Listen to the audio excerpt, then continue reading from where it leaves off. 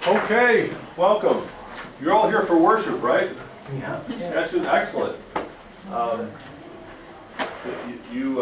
Just so you understand, when I was asked to do this, I was asked to be a moderator.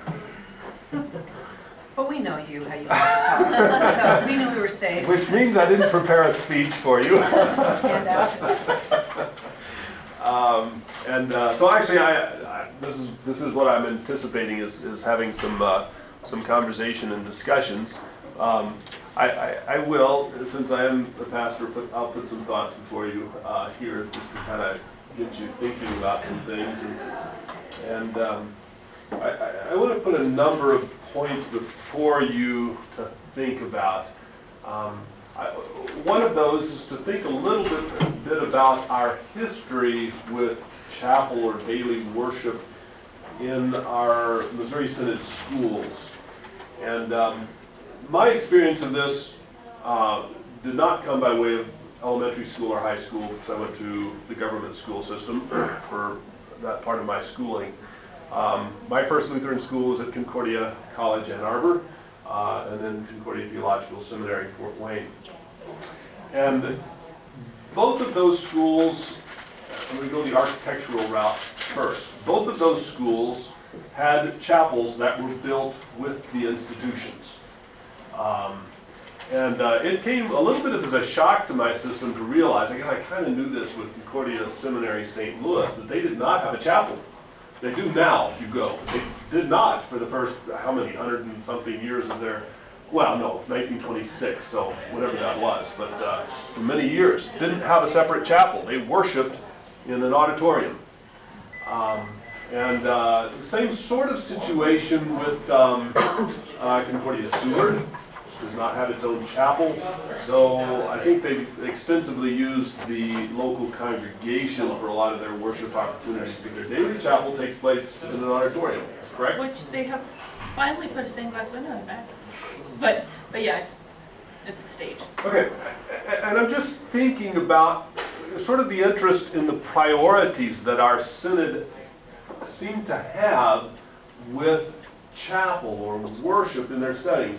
I think our forefathers in the Missouri Synod were very focused on doctrine, which is great, and very focused on teaching doctrine. I think in many ways a response to the rationalism of the age, that the response to the rationalist attacks upon our faith was to employ rationalist responses. So the building of the chapels didn't seem to be of great importance. It was not a first priority. I think that might be different if we were to be starting a new institution today. As I think back over the history of Lutheran education, I'm thinking a little bit of Luther's own advice or counsel in the running of schools. And one of the things that is of interest to me is the fact that he praised the old monastic schools. In fact, he really believed that was the one useful purpose that monasteries had, is that they used to teach. As you know, monasteries are also a worshiping community. And I think sometimes we haven't reflected as thoroughly upon that concept as we really need to. I really firmly believe that a setting where you are daily grappling with God's Word, say in the classroom, teaching it, needs to be a setting in which you are also daily in worship, simply hearing, receiving, praying. One of the ideas that comes out of the spirituality or the piety of the Middle Ages is a dialectic between the active life and the contemplative life, sort of even a monastic distinction. The active life being one in which you're out in the community serving people, whether that be as a preacher or whatever, or serving people in need. The contemplative life being one in which I think we more often associate with monastic life, and that is one of meditating on God's Word. During the Middle Ages, had the 7 different hours of prayer that the monastic community would gather to worship. And as Lutherans, for us, that is never, we don't have the option of that being an either or. Our lives as Christians are both active and contemplative, and each according to our own vocations as to what we have time to do, what is given us to do.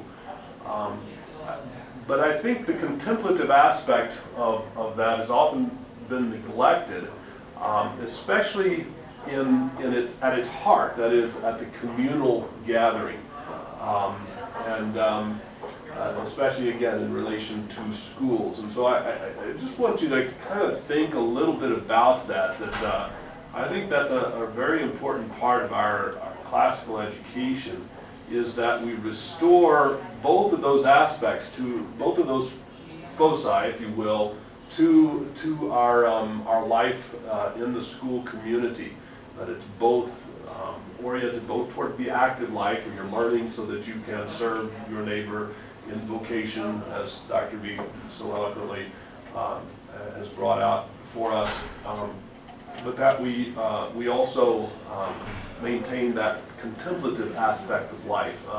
To quote, scriptures where Mary, in her vocation, steps back and she ponders all these things in her heart.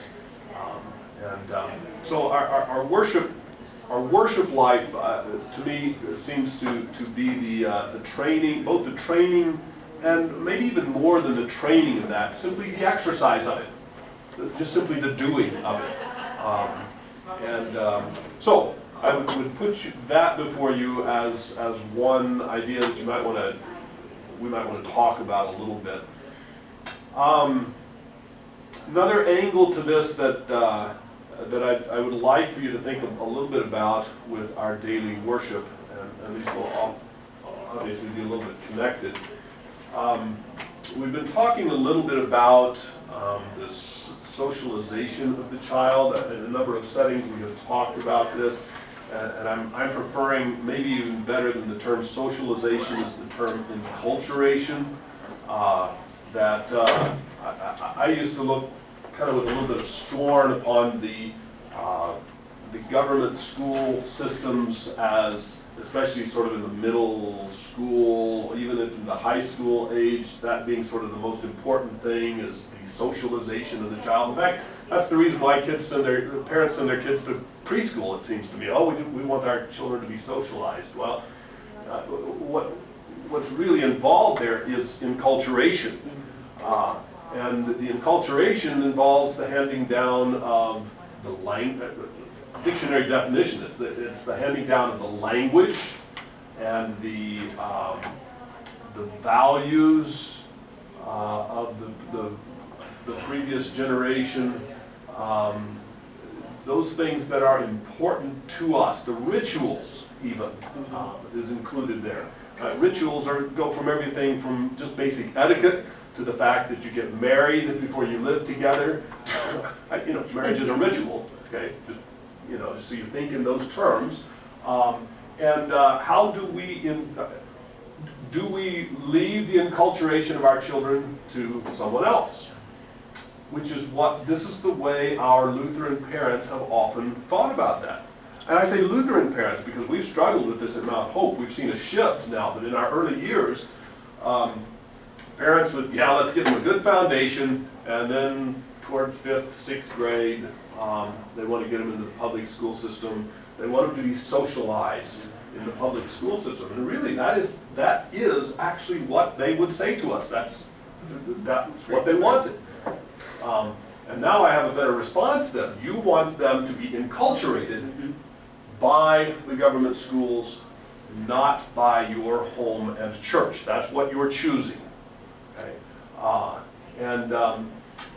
So if you're going to think in terms of enculturating our children, giving them a culture which they will be able to keep and maintain for all of life, a good culture that is Christian faith and life.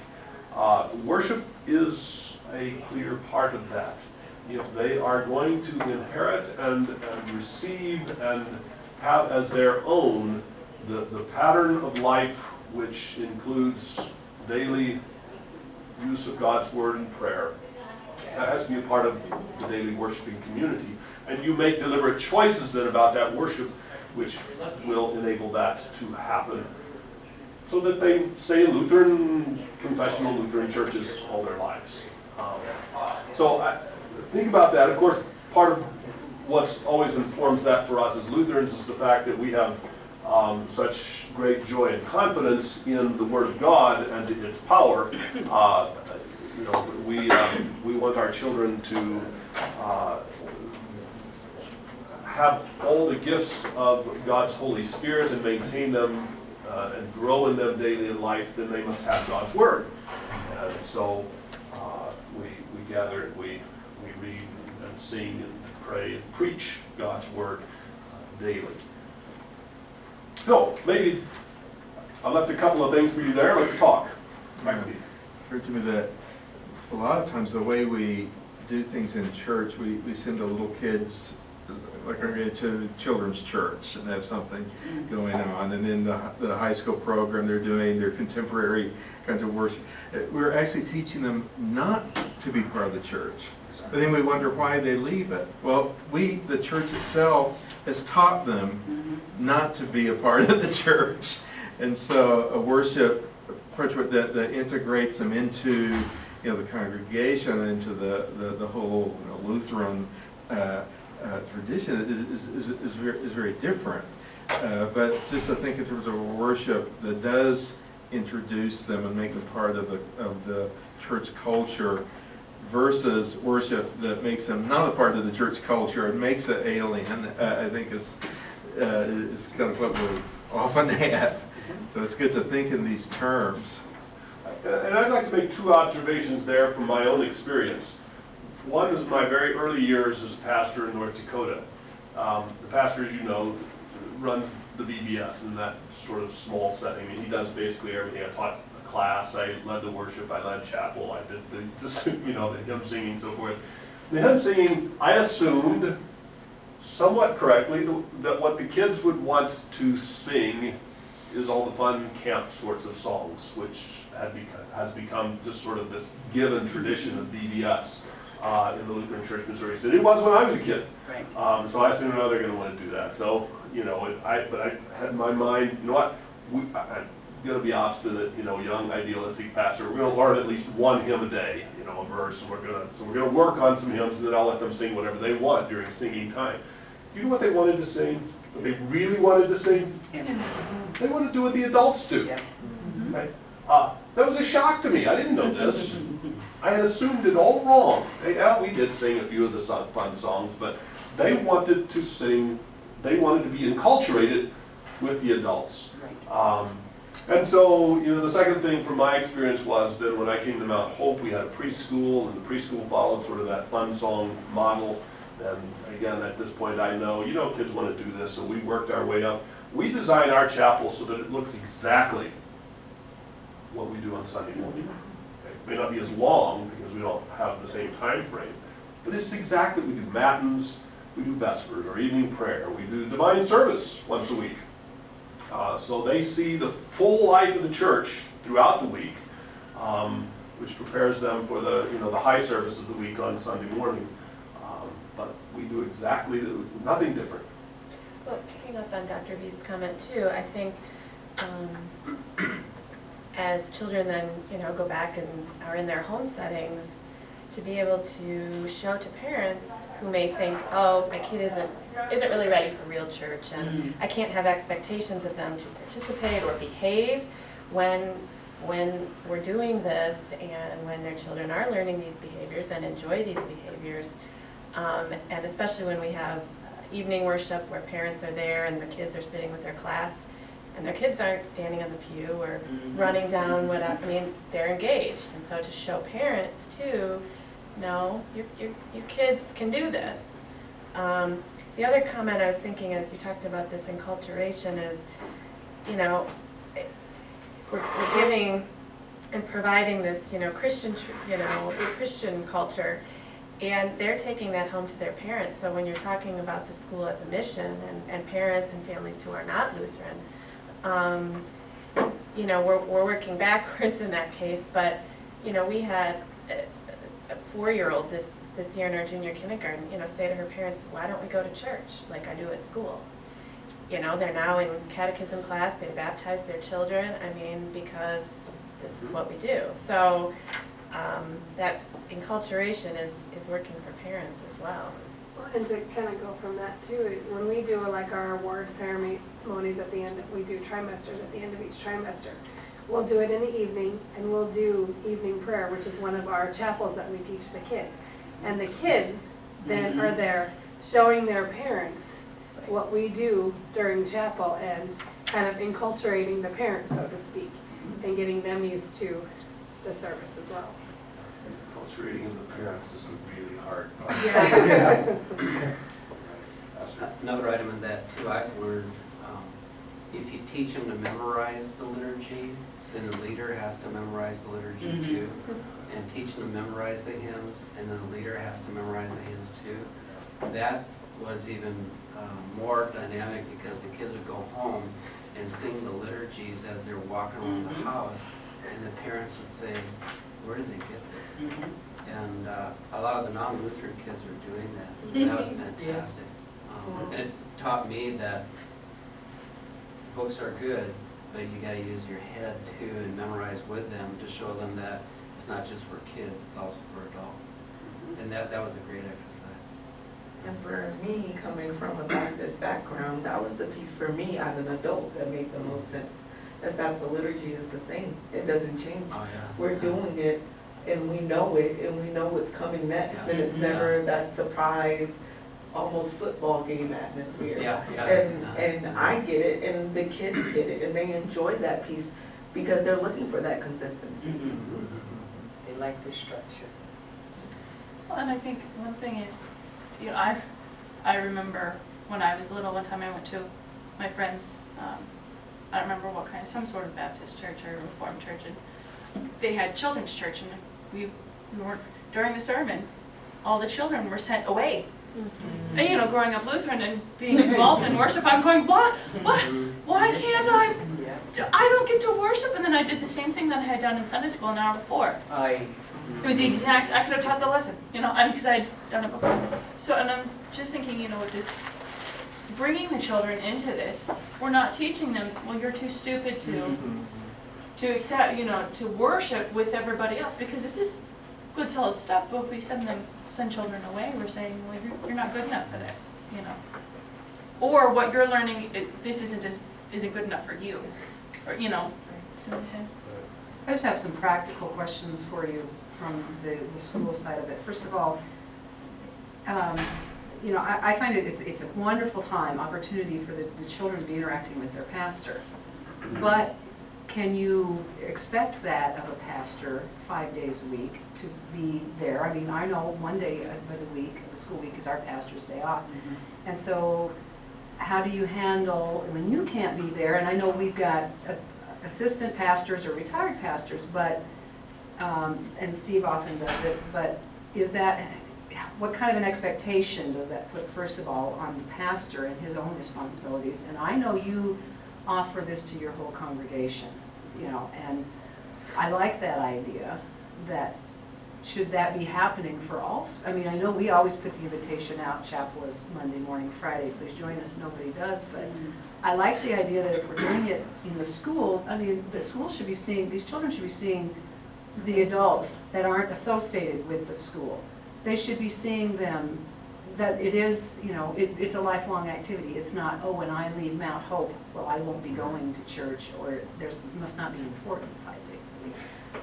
Oh, yeah. Well, you bring up a number of things there. Make sure I touch on all these. One of those, and again, this is part of my reflection on kind of our own history as an American Lutheran Church body, that there is this mentality that church is only for Sunday morning. Yes.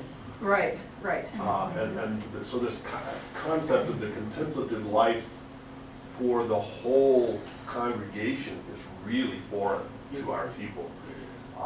We make the same offer, and every once in a while somebody will stay for chapel, oftentimes non-Lutheran parents, which is really kind of interesting.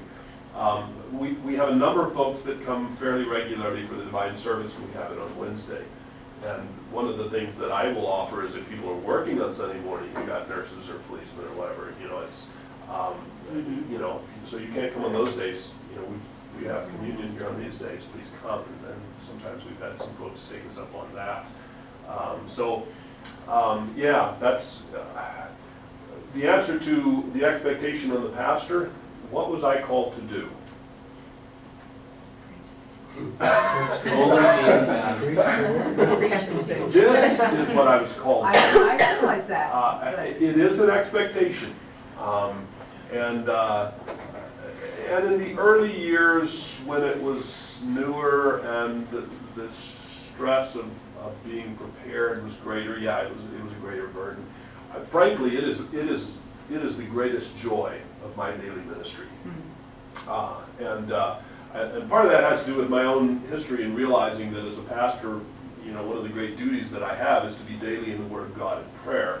And so when I came out of the seminary, I realized if I don't set a discipline for doing that, it probably won't happen. And so I started praying matins daily as just part of my life as a pastor. Eventually, I invited my congregation to join me, which almost never happened. That was just part of my life, and so when the school entered into the picture, they simply were entering into what was a part of my daily life as it was.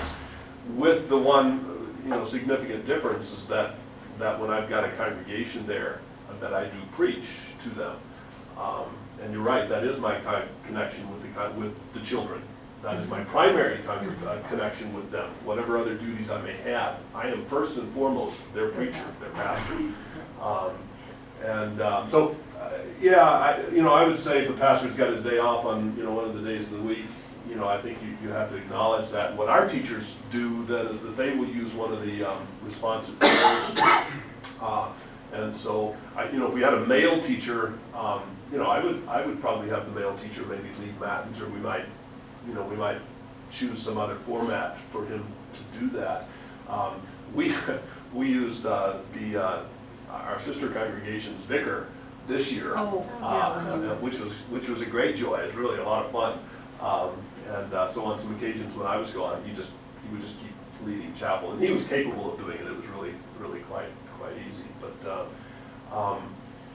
yes, I preach.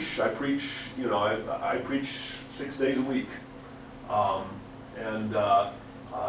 I don't, in the preparation, obviously chapel sermons are going to be shorter, but they are genuine preaching. These are not your little, you know, song and dance things that come out of CPH that, you know, putting the telephone on the, you know, the thing, and the prayer is like talking to God and telling, you know, we don't do that.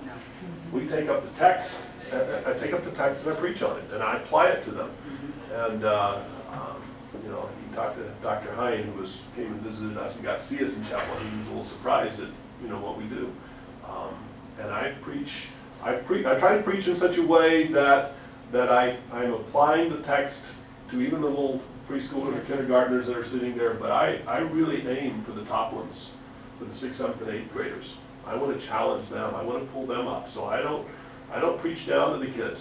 I pull them up. Look, they're growing into adults. This is the way we're going to treat them.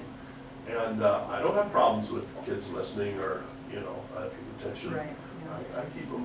So it is a challenge, but from my perspective, that's what I was called to do. That is my call. I agree. Pastors get drawn off into all kinds of things that only tangentially have to do with their divine call. Right. This is my call.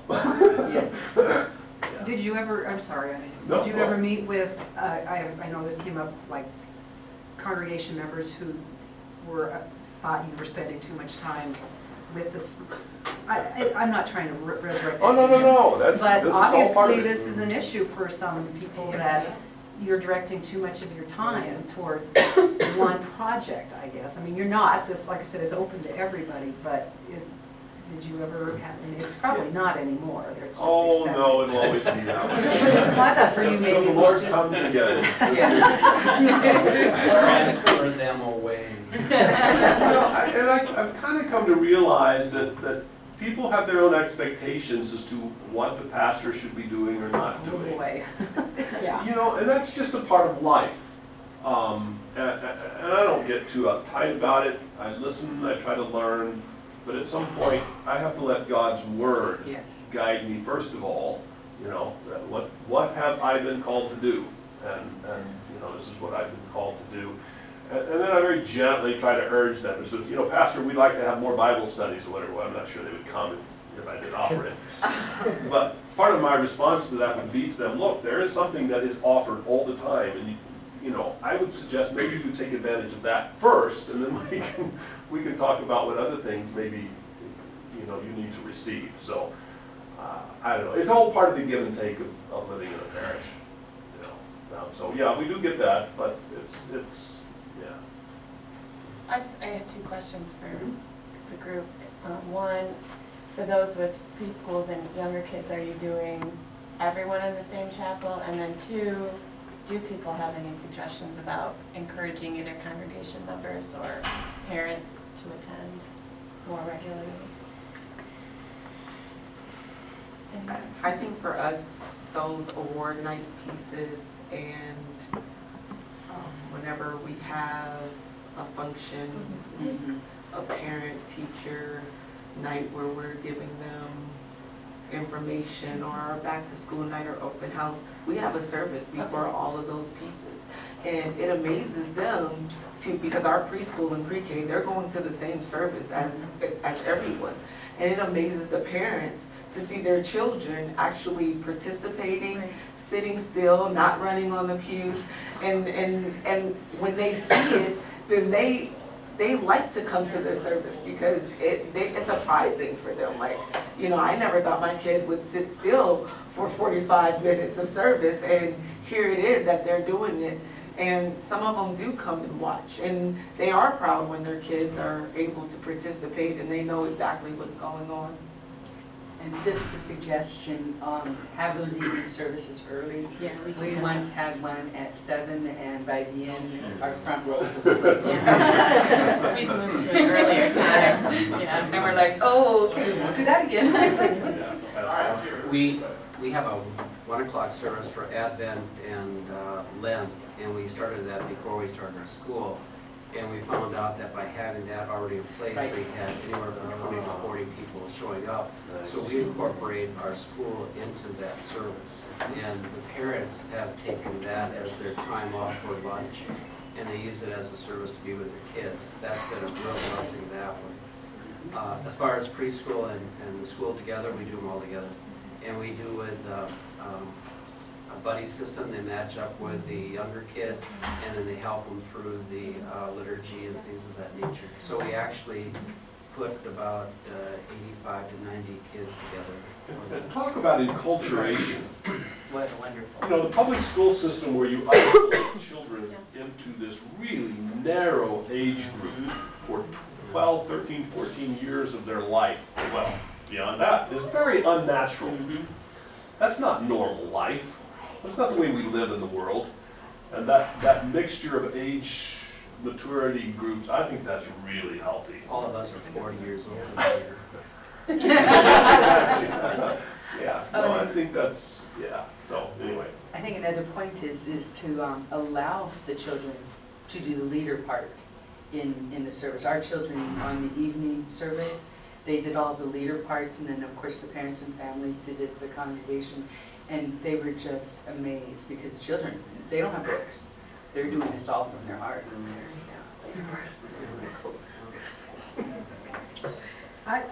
I'm going to just shift gears here to be the practical one that has to do with scheduling all the time. Yeah. Right. Didn't want to bring it up at the wrong time to spoil the mood, but that's huge.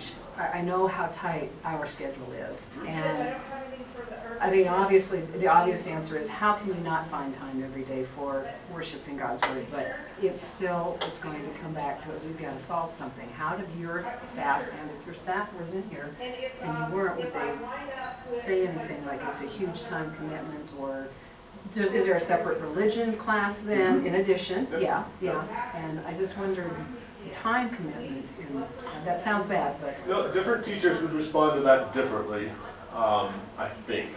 And so you would have to ask them. It is an issue, and I think it's just something, you know, you got to think in terms of how you prioritize and choose things. One of the things that I think we're really struggling with as a classical education movement, especially at these lower grades, is I think we feel so much pressure on us to excel that we try to do too many things. Right, right. And that would be the first suggestion that I would have, is do fewer things, but do the things you do well. There's some things that have happened actually at this conference that have really kind of pushed me to thinking along in terms of you know, how can we be more efficient and effective at, you know, teaching. Some of us we've discussed together, for example, instead of teaching English, grammar, and Latin as two separate subjects, why can't we figure out a way to combine the two and be more efficient about the whole thing, for a whole variety of reasons. You know, maybe that would free up some more time, but lengthen your day a little bit, I mean, I don't know, that's a possibility. Otherwise, I think you just prioritize. This is important. It's more important than anything else we do in the school, so we just make time for it. Have your worship service in Latin, kill two birds with one stone. Yeah. Actually, you could, it's one day a week of your Latin class, have that be your religion as well, for part of it. You could free some time up that way. The little children would learn it quickly. I mean, the way they pick right up on it. If you could start them at 3, it'd be even better. The kids learn languages the best. And I think late in the day was a great point, because we lost 20 minutes. We had some parents that wanted the kids to get out earlier for sports, and so we lost 20 minutes on our day. We get out at 3:10 now, and that has hurt us. Just that 20 minutes you can do so much in. So 20 minutes. Should be easier, so just call the Riverton School District and have them lengthen the public school buses that they ride. That'll be no problem.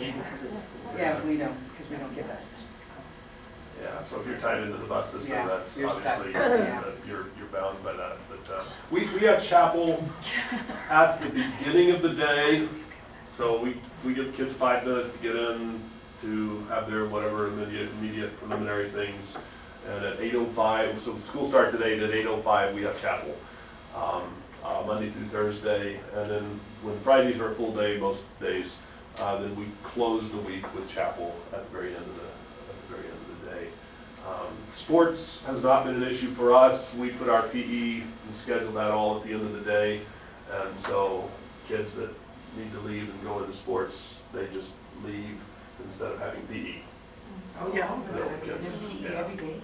Well, the older class does Monday through Thursday. That's the 6th through the 8th graders. The other classes have it just twice a week. So. Steve Hine had some interesting historical insight on that whole dynamic. He said, historically, our kids went to fewer days of school, shorter days of school, and knew more. I know. Because of the type of method of teaching. And when he said that, I was amazed, because I know the argument of more time will make more learning. So we've actually compressed back, and we've compartmentalized who teaches what, and we rotate the kids around the teachers. That'll be the first time we do it this year. But for that purpose, to get it more emphasized on certain topics for the time that we have, and not try to cover so much so often.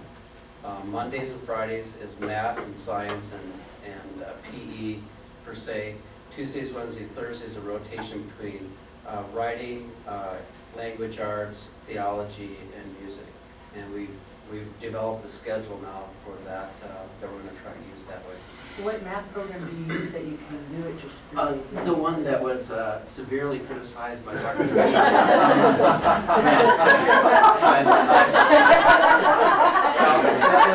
This is the one that everybody uses. When he brought that up, it just crystallized what I had thought, because I've been going through setting up lesson plans and everything, and I'm going, well, wait a minute, this is so removed from everything else that we're doing, it's not exactly what I think we should do. So I was going to incorporate it into the theology courses too, and things of that nature, to see how it's not isolated but brought in. Because I was really surprised at that. And then we also have a guy that's been trained in advanced calculus and things like that. I'm going to get him to come in on Fridays and teach that to the kids that are available too. So What I don't know, I'm gonna gather from somebody else. I thought you were gonna go Euclid or something, no, pull that in too. Okay. And then switch gears again here a little bit. One thing I've suggested with our pastor, and I think we just haven't connected to have a talk about it again, but could one of the chapel services every week, and right now we're only doing Monday and Friday, or once a month, I want to do hymn sing. Is that not appropriate for chapel time? I'm just thinking, even if these little children can't read these hymns, but if the children, other children are allowed to pick their hymn, they start hearing them more often. I think, because that's the deficit I see at our school is we have the hymn of the month, but then you got to move on to the next hymn of the month, and there's such a rich heritage that we can't get to it all. Let me tell you what we do, and this may give you some ideas.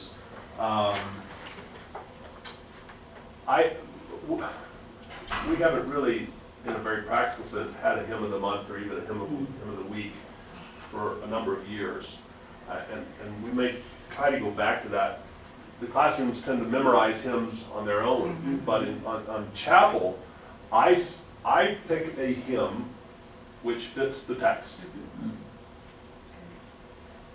And there are certain hymns that I do want to use a little more often during the church, during the course of the year, and then I also pick, we always do one of the canticles straight out of Matins during the week, you know, the Te Deum, and usually I'll switch to the Benedictus during the Christmas, Advent Christmas, you know, cycle, and then go back to the Te Deum. But then we'll pick one of the other canticle hymns, or even a hymn that is kind of appropriate to a canticle on some of those other days. So we'll get 2 hymns in chapel. And so we probably sing, let me give a shot in the dark here, we probably sing 200 hymns over the course of chapel of the year, or more. You get more than one a day, that way. So are you guys not having a designated music and choir time where you do those things? Then, well, yeah, a few more dynamics that we have at Mount Hope. They do sing some on their own in their classrooms, and a lot of that depends on the teacher and so forth, and you know, I kind of leave that to them. The older classes always gather on Fridays because we don't start the day with matins. A lot of times what they'll do is they'll start maybe with morning prayer or something, or they'll just do Luther's prayers, you know, together. And then they will have a hymn sing. So once a week they have a hymn sing, and they spend probably half an hour doing that, and you know, they'll just sing. In that case, they'll just sing 1 or 2 verses of a hymn. Right. And so they have a regular hymn sing with that. One of the reasons why, one of the other dynamics that we have in our school is that we have a strings program that is preschool through 8th grade.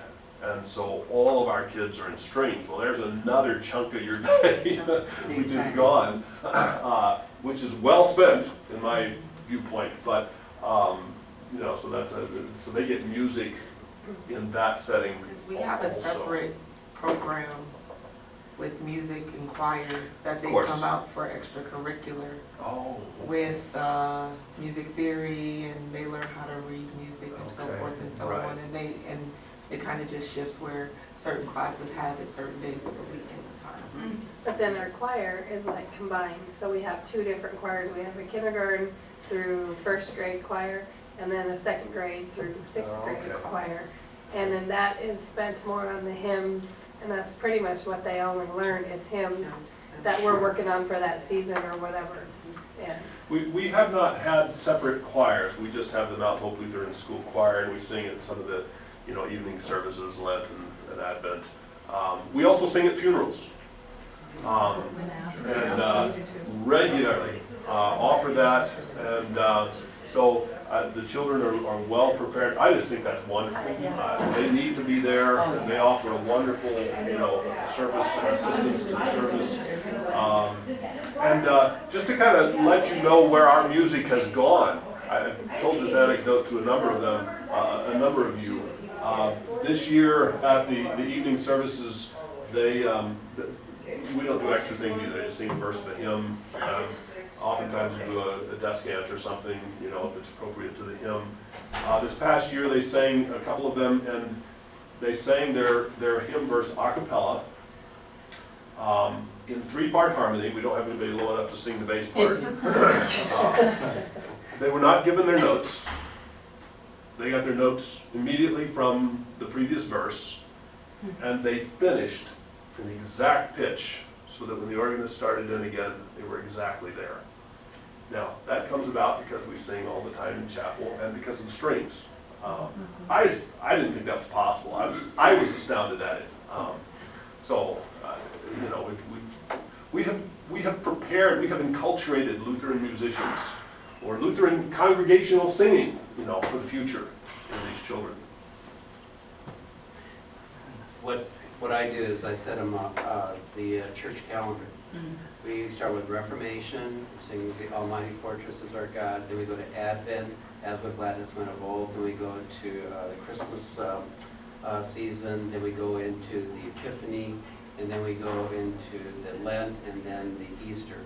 And I select hymns there that if they have time and they kind of have to take a break from learning, we go into the church sanctuary itself, and then we sit down and we just sing them all straight through.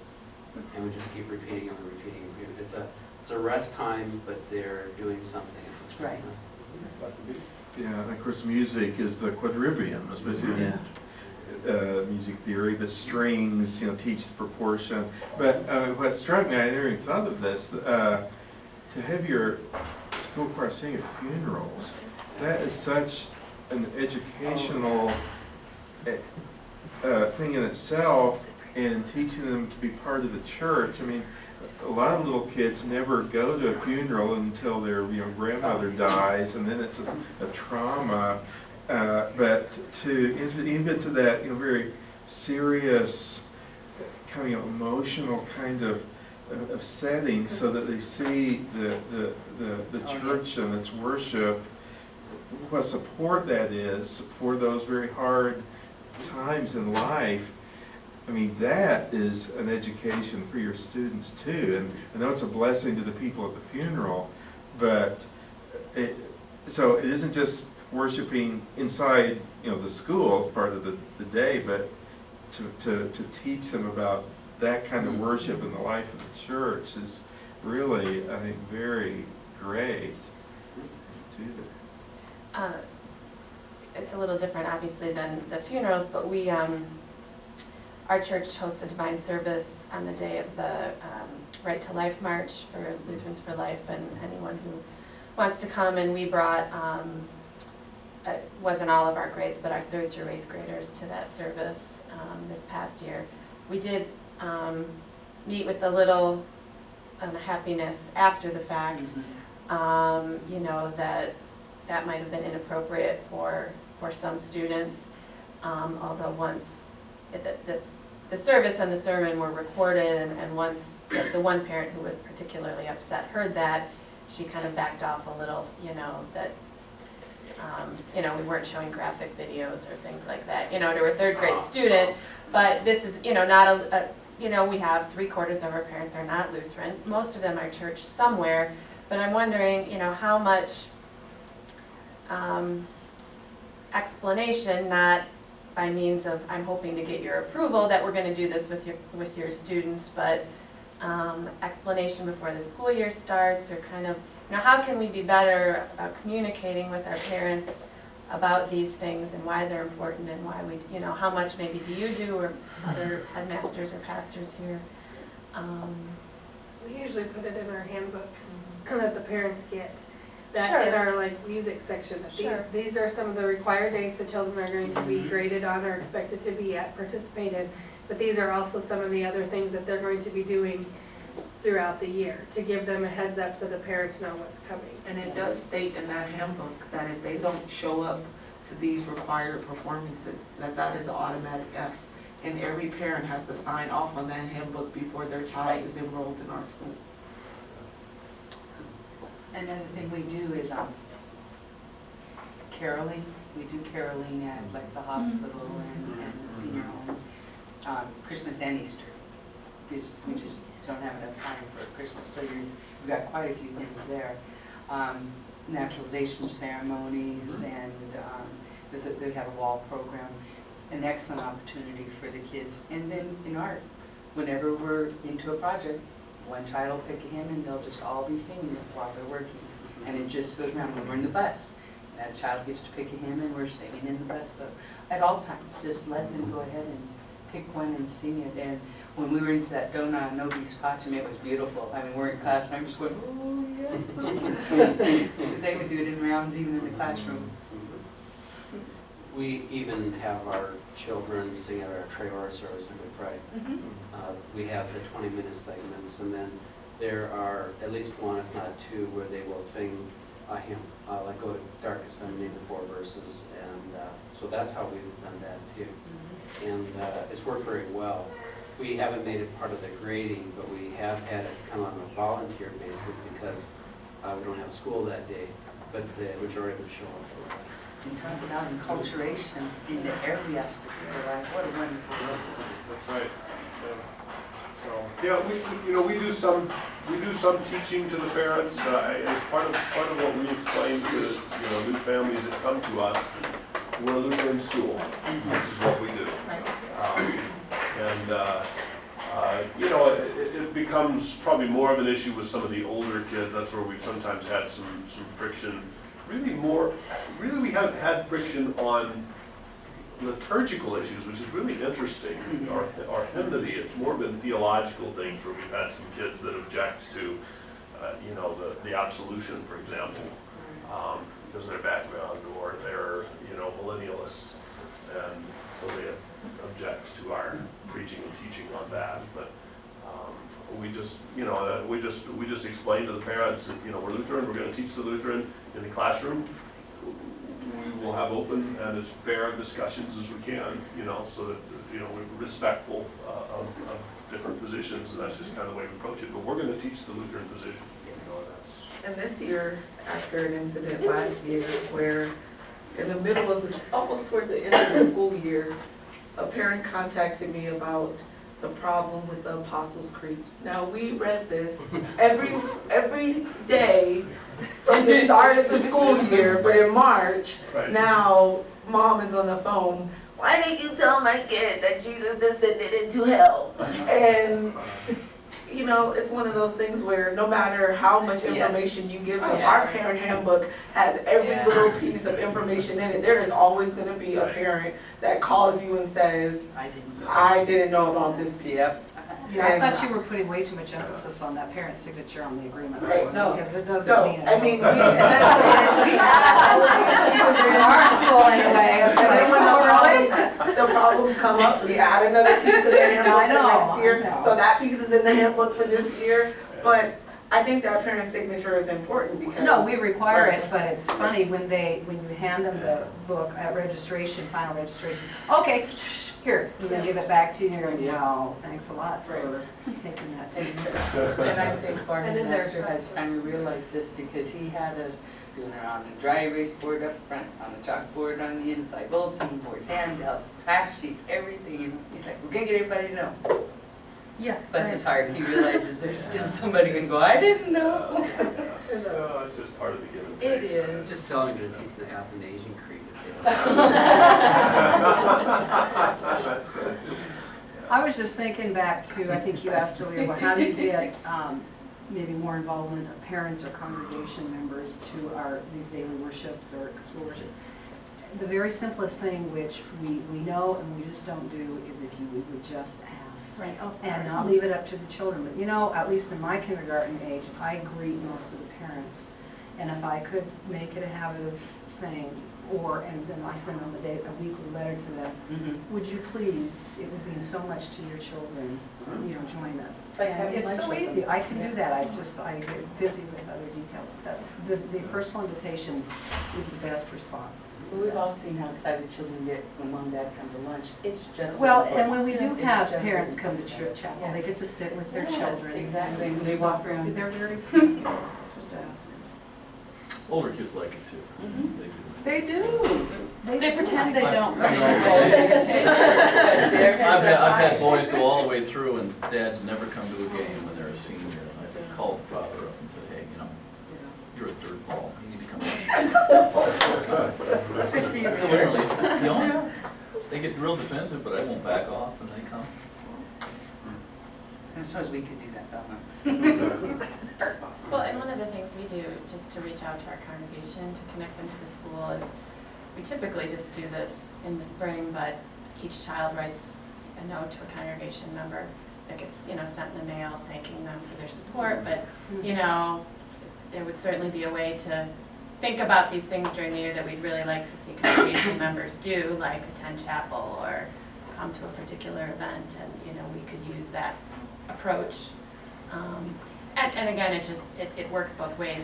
We're always kind of trying to internally market to our congregations, say, don't forget about us, and this is why we're here. And for those people that aren't as sold on the school or aren't as excited about it, chapel is a great way to connect them, because they see what's most important about our school, live and in person. So that might be a way. That's a good thought. Let me return to something we talked about before a little bit, and that's the pastoral relationship to the students. I've thought about this a number of times. I don't typically get frequent opportunities to be in most of the classrooms, especially preschool, kindergarten, unless I'm visiting the classroom, serving the teacher or whatever. I think there would be a great danger for the pastor simply to be this dark, authoritative figure up there. And frankly, I think the older kids probably are somewhat afraid of me. Don't they think you're Jesus? About second grade, they think that's Jesus? I think I don't know. I think the little ones do. I don't want to say that. They're very cute, of course, but I don't mind them being a little afraid of me, especially the older ones.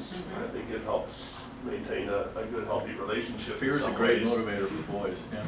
But it's fascinating to me, the younger ones being more readily expressive, that they will come and give me hugs when I have no other relationship with them than chapel.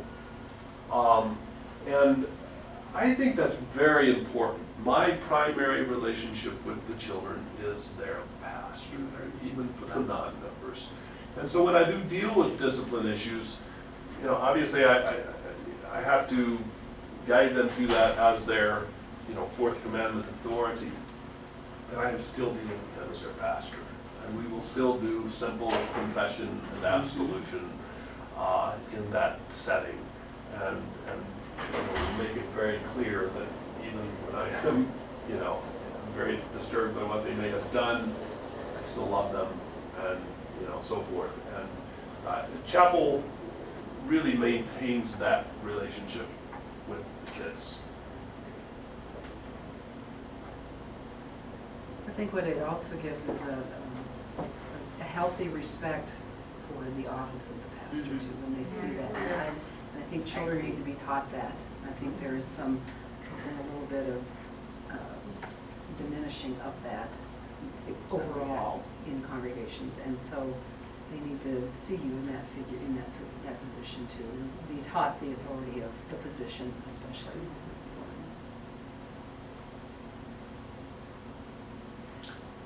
Other thoughts? I want to go back to that balancing time, because we, like you, we have 2 chapels a week. And even with the sister congregations where the pastors are coming in and doing chapel and rotating, Pastor Christensen does most of the chapel. Well, Trinity has an older congregation, and that poor man is visiting hospitals in the middle of the night. This was my first year at Trinity, and I felt like he did a funeral every other Wednesday. No, seriously, they have a diminishing congregation. I can't even imagine me asking any more of him, because I've been at the hospital when he's there at 2 o'clock in the morning, and then he still has to come and do visitations and write his sermons and then be there for us during chapel and Of course, he's the any second other... pastor now. But with the way that this congregation is, their health is deteriorating. Like, there was a list last week, there were 20 people in the hospital. That's a lot of visitation for us. 20 people? Yes, he was at the hospital from 8 o'clock on Thursday morning until 3 or 4, like, just visiting people at hospital, hospice, and those kind of places. And so I know, like, I know some people think that pastors only work like one day a week. Like, he is out there, we may not see it, but he is out there working, and I just don't feel comfortable saying, No. and by the way, could you throw in, you know, some more chapels for me during the week? Well, local circumstances and, you know, you obviously have to work with your pastor on this, you know. But can't you may impose have anything. the situation that we have. We do have a couple retired pastors in our congregation, and I would think I know we have Cheyenne, at least, one maybe not in your that's congregation, but Cheyenne may, where maybe they would love to say, I will be the Tuesday That would be good. pastor or something like that, too. That's an alternative. And see, that helps, because since we have so many pastors that can go through and sub when McGruder's doing his military stuff, but, I remember when I was little, I thought the pastor that I had was the only one, and that he's the only one that can teach me and do this kind of stuff, and he's the only man in my little world that can do that, but if you bring in, say, well, Pastor McGruder may do it on Monday, and then Bunchy might do it on Tuesday, and, just rotate through, then you go, this is the office that's bringing me this, it's not David McGruder that's forgiving my sins, this is coming from God, and it's the office. Does that make sense? Yeah, and my observation is that this is a whole lot harder for some pastors than it is for others. And you have to take all those things into account. And one of my personal observations about a couple of personal observations about having chapel daily, I don't relax on Sunday mornings during services. It's hard for the pastor to be in a worshipful mindset because he's got too many things in his mind. That does happen for me during the week. And so that's a very, very valuable personal time for me. Now, that may not be true for other pastors. I'm just speaking for myself. The other observations escaped me. I know it. The other observation is that I think preaching daily to the children has made me a better preacher. You don't read your manuscript as well? I don't prepare a manuscript. I do on Sunday mornings, actually. But on weekdays, I don't. And so, I've got to look at the text. I've got to, if I have time, I'll work through a little bit of the Hebrew or the Greek, which is a lot easier for me. But just think it through and, drive to the theological core of the thing, preach Christ, law and gospel, to preach in depth and yet in a way that the children can Extemporaneous is good for the soul, very much, because you just go right from the heart rather than having all the time Well, to check concordance and everything. I don't know about the from the heart part, but it's in some ways, you can speak a little more freely, and it's also the setting for me where I think I work on a little bit of my rhetoric of public speaking a more freely and more productively, I think, sometimes. What's really hard is, those days when you've been out late at night or when I'm exhausted, that's tough. Those don't always work so well, but, yeah. Is yours interactive with the children, or is it just straight service? It's pretty well just like on Sunday morning. There's a little interaction because I'll use rhetorical type questions, and you know exactly what kindergarten or preschool are doing. No! Right. There's no difference between a rhetorical question. Right, I know. Surely not, That's good stuff. Well, just in general on your school, we talked about the pastor in this, but I think, because we've gone through a lot of ministers and Riverson, plethora, cadre, failing ministers, and they can do so much for the school by actually being in the community, especially in a small town, 10,000 people, maybe not Billings, Casper, Cheyenne, Denver, but in a small town they can do a lot. And you guys probably know Pastor Overhoy, you two, and Pastor Schwieger, who's passed on. when they were in Lovell and in Cody, every time I'd have a team up there, these guys would come sit in the audience, and there'd be these two ministers, and it's a Mormon town. And I used to get a lot of technical fouls up there, and they would sit right behind the bench, and I'd get lit up, and they would just be grinning at me, like this, and they call Riverton, and I come in Sunday morning, so, oh, you got another technical foul. But the Mormons actually up there wondered why these two crazy, because they were both in their 70s and 80s already, these crazy old ministers were that always came to town when Shoshone played basketball, and I think it had an outreach up there that we didn't know about. But I just think communities, they need to be part of the community, and Pastor Magruder's pretty good at that. I mean, if all you do is hang out at your church and at the hospital with the old folks, nobody knows who you are. Nobody knows who you are. One final question for Trinity Lutheran School. If we put in 5 days of chapel, we make accreditation. You know, one of the benchmarks does reflect on that. So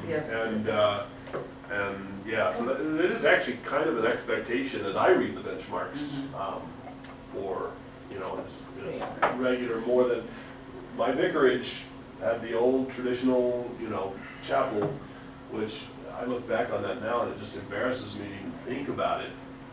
We had chapel once a week on Wednesday, and all of the faculty would take turns leading it.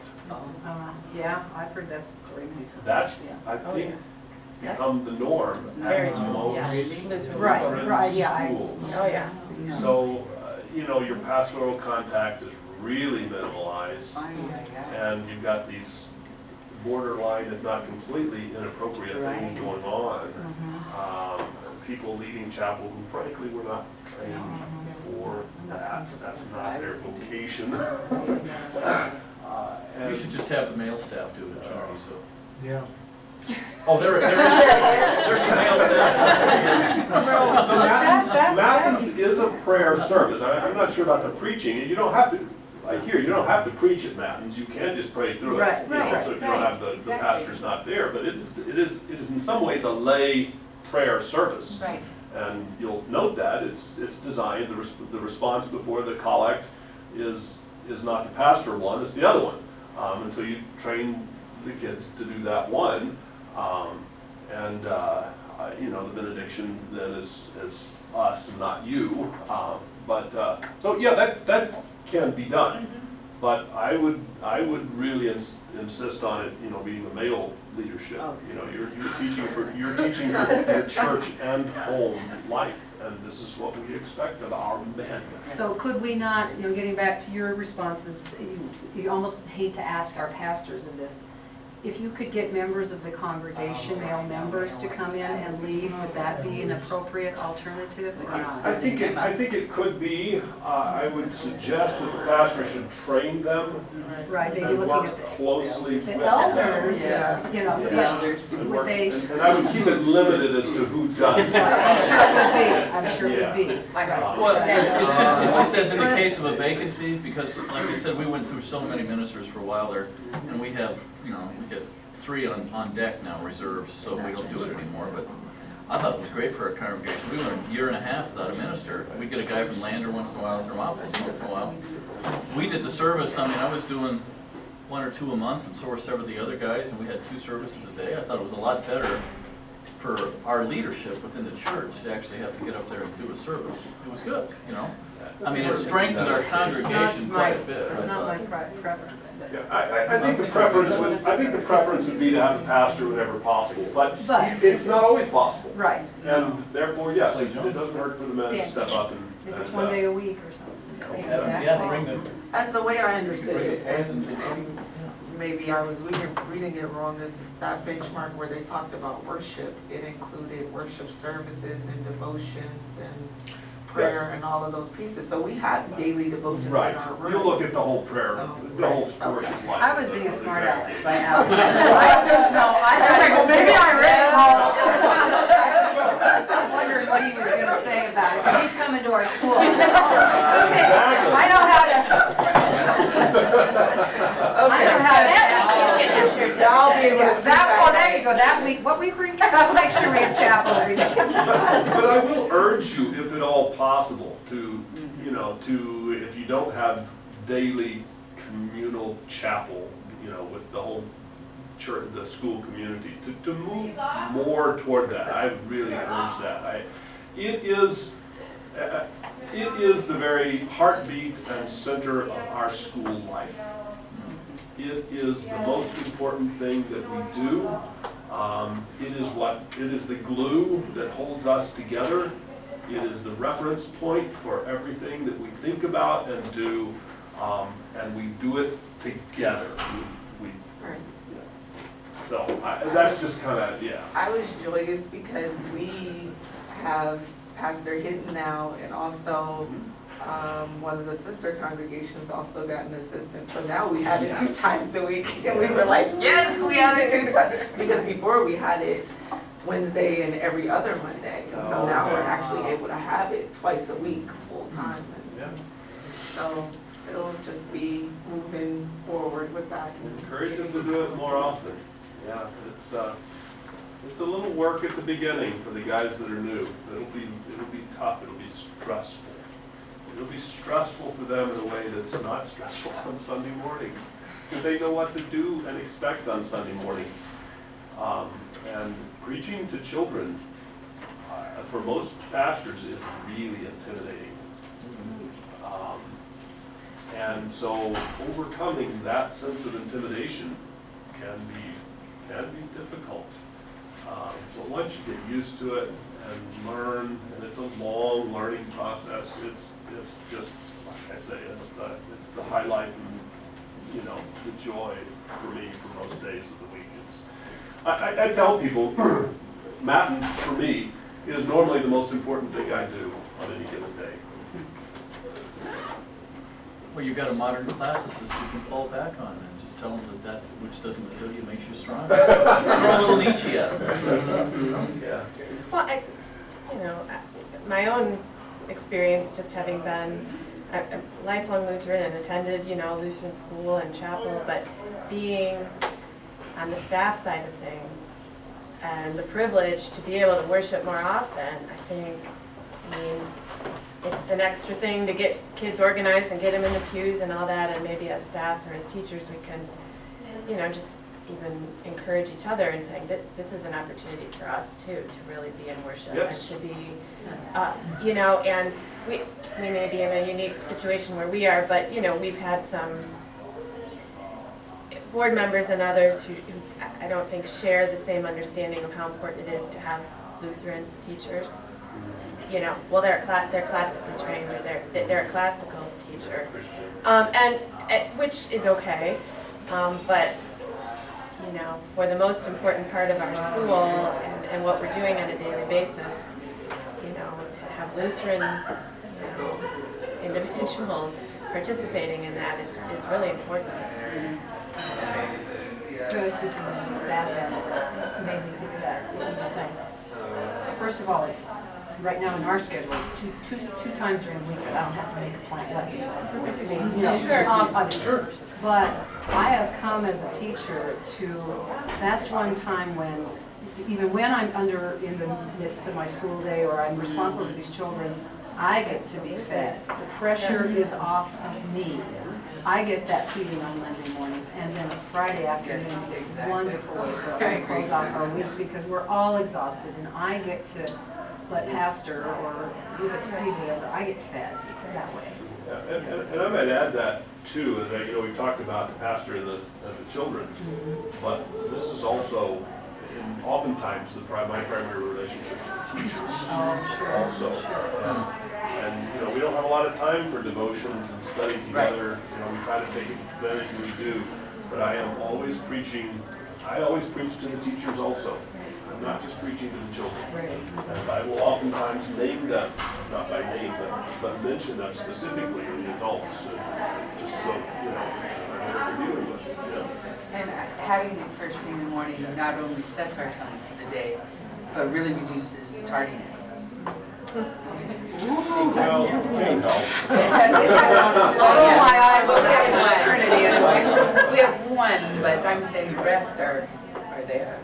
We have daily devotions for teachers before immediate start, chapel, and all of our staff, with the exception of myself, it's only been in school for I was at a public school where I got a write-up for a child asking me, why is your skin like this? Why is it that color? My first year in Wyoming, the kid had never seen a black person.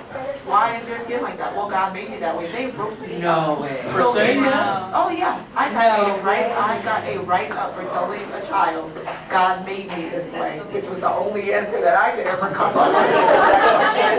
And so for me... You should have framed that. Yeah, I am so appreciative to have those times of worship and our devotions because I'm telling you, at a public school, you're praying over your lunch and they're looking at you like you're insane.